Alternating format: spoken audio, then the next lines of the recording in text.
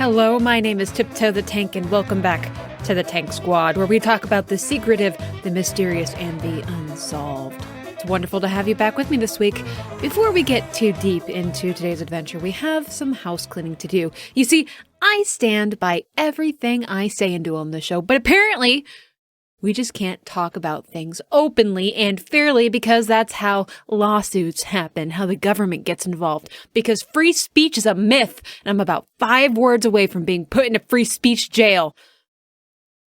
The point being, after last week's episode about the life and crimes of Jake, Mac, and Mikey Conway, I've been ordered by my lawyer to allow the reading of the following. All thoughts and opinions expressed on this podcast are those of the host and do not reflect the thoughts or opinions of her employer or our sponsors. The host also wishes to apologize for her characterization of Jake Conway and express her condolences to Jake Conway for his many losses in life. Jake Conway is an inspiration to all of us, a veteran of our great armed forces who served with honor, and a fully clothed man of character and intelligence. The sharing of his story with the world was truly a blessing to all of us. God bless America. Yeah, isn't that cute? Reminder, that was a statement prepared by my lawyer. Now, you all know by now that I generally don't talk about the nicest of topics, but I stand by my virtues and I will not tell a lie. So before we begin, I'm going to give you the customary content warning for episodes such as these. We're talking about serial killers today, baby. Specifically, a lot of killings that took place in one particular city. Now, because I'm still on a leash after that whole zombie virus incident that caused a stampede in Washington state last month, I'm afraid some information will have to be redacted to prevent any panic, discourage copycats, and to keep people from descending upon locations that we discussed today. So, let's call today's fictional city Metro City. In the early 2000s, this city that we're calling Metro City had a bit of a problem with serial killers. Now, we've talked a little bit about the lead gasoline theory and serial killers in the past. In fact, friend of the show, Bayou from the BogCast, will be joining the Hellfire Fables soon, and I know for a fact that she has done a deep dive into the lead gasoline theory on her program. Check out her online launch next month. I'll leave a link in the description of this episode. But anyways, the heyday of the serial killer was in decline by the late 1990s, but not within Metro City. In fact, it was actually just beginning. Our first record comes from an unspecified stretch of time that I presume to be before or during 2005. The roadside carver. This guy started out smart, at least smart for the early 2000s. As his name implies, he hunted along the roads of Metro City. He targeted people broken down on the side of the road at night, specifically people who were alone. When it's late at night and you're stranded, it can be disorienting and confusing. And this was still a time when cell phones weren't extremely common. People had them, sure, but not like they do today. So many people would have to travel on foot to get assistance or hope for a good Samaritan to stop and help them. Metro City was a very big city, with a lot of highways and an interstate going through it, a lot of dark spots, not a lot of surveillance. The roadside carver would travel the highways at night looking for broken down vehicles with a single person in or around the vehicle, and that sounds really specific and a hard circumstance to come across, but it wasn't. The roadside carver took 9 victims in his first season alone. The roadside carver would simply slit his victim's throat open. That's it. And then he would just leave. Race, age, gender, nothing mattered except that it was the night and they were alone on the roadside. He cut so deeply so as to nearly decapitate his victims. There's more to the story, but first, let's get through a few more serial killers before we tie them all together. At about the same time, the early 2000s, there was another active serial killer in Metro City, the Bone Cutter. Like the roadside carver, he didn't have a type, which was unusual for a serial killer. He took his victims off the street, took them to an isolated place, and dissected them. The bone cutter would remove the organs of his victims, bag them, label them, and place them out neatly for the police to find. He took his victims from the run-down areas of Metro City, of which there were many due to leadership and government failures, so he had a lot of places to choose from when he hunted. His estimated total body count is 18, but those are estimates released by the Metro City PD, so take that number with a grain of salt. It's probably much, much higher. Now, from here on, everything overlaps, or these killers perhaps activate at nearly the same time, and we'll get to that, but we got a ways to go first. Next serial killer was the Polaroid Killer. And here is where the police finally started to take notice and really started to take things seriously. At this time, there's already 2 presumed active serial killers and now a third. Disciplinary actions against law enforcement was on the rise due to inappropriate conduct while on duty, and massive rise in domestic violence while off duty. This rise in troubling police officer conduct would continue to rise over time to extreme and troubling levels, and birds had begun falling out of the sky, dozens at a time, their brains just deteriorating. But back to the Polaroid Killer. This particular killer would unsurprisingly take photographs of his victims before, during, and after their murders. He used one of those old instant Polaroid cameras, the ones that were big like a brick. He'd pin them up around the crime scene for the police. When he began pinning up clues to his next murder scene, then police drama ensued. An officer of Metro PD decided to be a hero, secretively took a lead from a crime scene, and rushed to the next murder scene alone, where he was later found dead, bludgeoned to death, and Polaroids pinned up around him. All around Metro City, crime was on the rise, a shocking spike, actually. A city councilman introduced something called the Citizen Self-Protection Act, which was simply this: the right to obtain firearms for security, and to use firearms in defense of self, family, or home, and to provide for the enforcement of such right. Great, wonderful. Self-protection is vital and all that. However, because of the increase in crime rates around the city, Metro PD had stopped responding to 911 calls. The Citizen Self-Protection Act was just a public acknowledgement that the Metro City PD could not help nor protect the citizens of the city, so a run on gun stores began, and people cleared stores out of items like baseball bats and crowbars. And because the common citizen was so on edge, random attacks on the streets increased because no one hesitated to beat the hell out of someone that so much as looked at them funny. The FBI got involved, the Serial Crimes Unit. And this will become important later, but for now, let's get back to our serial killer coverage. From this point on, it is just an orgy of chaos in Metro City. The Dumpster Strangler. And this was a young fella. Of course, his name was not released to the public. He targeted the homeless, strangled them with a garrote in rarely trafficked areas of downtown, and dumped them in dumpsters.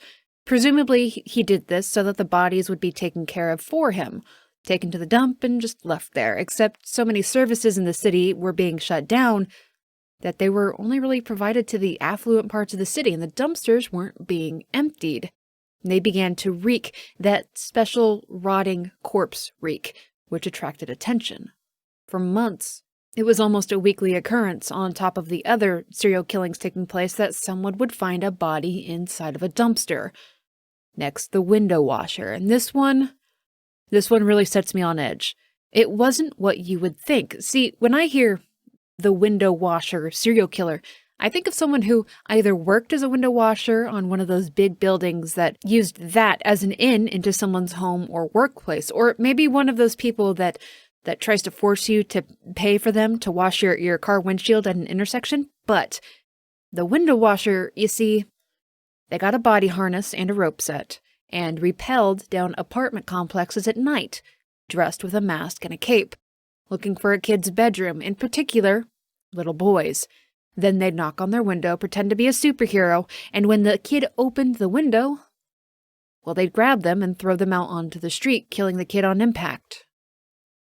Then, the Crescent Moon Killer was called thus because the Metro City PD and the FBI Serial Crime Unit couldn't stand mentioning the menstrual cycle.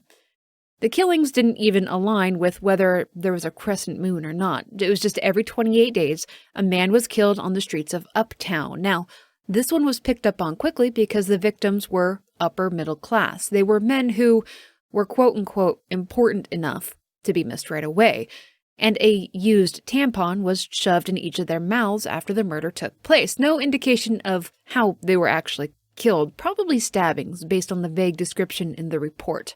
The killer was, of course, female, but she blended in with the uptown crowd. She wasn't the typical serial killer suspect. In fact, she was a mother of two and a housewife. What she did was reportedly wildly out of character for her. Then we have the lunar tick slasher, which was just another, just a wild one. See, the lunar tick slasher would kill under the moonlight, of course, while loudly singing The Killing Moon by Echo and the Bunnymen. And the body would be disemboweled, and the entrails would be used as, setting for a theater show. The body would be posed like it was in mid-dance, and the insides of the victim would make up decorations for the dance. Based on evidence left behind, the killer also liked to cover themselves in the victim's blood and dance around the body, presumably while singing The Killing Moon. As unwitting witnesses described hearing the singing of the song for long stretches of time, not knowing what was taking place when the singing began. No one ever approached the area, as the singing was described as off-key, distressing, and frantic. Next up was the matchmaker. The matchmaker targeted young women exclusively. He would abduct homeless or vulnerable women, take them to isolated buildings and overpower them, chaining or cuffing them to chairs. The matchmaker liked to get up close and personal with his victims, and he chose to strangle these women with his bare hands. As we've talked about many times before, strangling doesn't happen the same way as it does in movies. Hollywood has it very, very wrong, but I get why. You see, it takes a long time to strangle someone to death. You have to get that death grip on them for some time unless you manage to break something inside. But even then, it's not a guaranteed death. To strangle someone to death with your bare hands takes time and strength. It's extremely personal, and the matchmaker killed dozens of women like this. And at every single scene, he left behind a made-up crime scene. The victim's body, of course, and a male mannequin with some sort of deformity on its face. The victim and the mannequin would be posed into various scenarios, presumably whatever the killer fancied that night. Then finally, the torturer. This serial killer was possibly the absolute worst of the killers that hunted in Metro City. The torturer never technically killed anyone, but he did inflict grievous bodily harm. He did psychologically torment, and he kept his victims for great lengths of time. He kept them at the very cusp of death. Then, when he felt that they were ready, he would provide them with the means to end their own lives. However, unlike the other killers discussed today, the torturer's name was released to the public, though I won't mutter that monster's name here. And he did have a history of disturbing behavior and violent outbursts. The guy was a massive, massive red flag from the time that he was about 17 years old. Now, we've talked about 9. That's 9 serial killers active in one city in an extremely short amount of time. It's unheard of. It's unmatched. That's not even touching on the elevated crime rates in the city from the general population, in particular those left to suffer in less wealthy areas of Metro City. The Metro City PD had abandoned most of the population, and the FBI serial crime units was really just a reactionary force. And do you remember any of this being in the news? Because I sure don't, and it seems like it's kind of a big deal, right? So, why the cover-up? Well, because the truth would reflect badly on the FBI, Metro City PD, and the Metro City governing body. In mid-2005, everything really began to fall apart. The city went into a complete shutdown. In the slums, it was every man for himself. The violence was chronic. Dead birds littered the city, and what information we do have today only comes from Freedom of Information Act requests and eyewitness accounts. So, in 2005, an FBI serial crimes unit member named Ethan Thomas began investigating the matchmaker killings. Remember, the guy who set up the mannequins at the murder scenes. Well, Ethan Thomas, in actuality, had been a part of every single serial killing investigation that we've talked to up to this point. His name appears in every single file. Well, he was a criminal profiler, okay? That doesn't seem so far-fetched that he would be involved in every serial killer's case along the way, except while investigating a matchmaker crime scene, 2 of his colleagues wind up dead, with Ethan Thomas's gun being the murder weapon. Now, before you get your panties all bunched up, Ethan Thomas has long since been cleared of any wrongdoing in that case. He did not kill his colleagues, but nor did the matchmaker kill Ethan Thomas's colleagues as one might expect. There was yet another force at play here. And how did Serial Crime Unit Agent Ethan Thomas discover this? Well, he found the matchmaker. He found the matchmaker dead, using his own preferred methods. He was strangled to death and posed with a mannequin. An identifier on the matchmaker's hand was used to confirm that it was him. Someone had killed the serial killer and did it using his own MO. Records show that Ethan Thomas went on the run from the Metro City PD and the FBI, and that this rogue agent, along with an unnamed source inside the Bureau, pieced together that each of the previous serial killer streaks had ended when the killer themselves had been killed using their own methods. The roadside carver, dead in his own truck with his throat slashed open.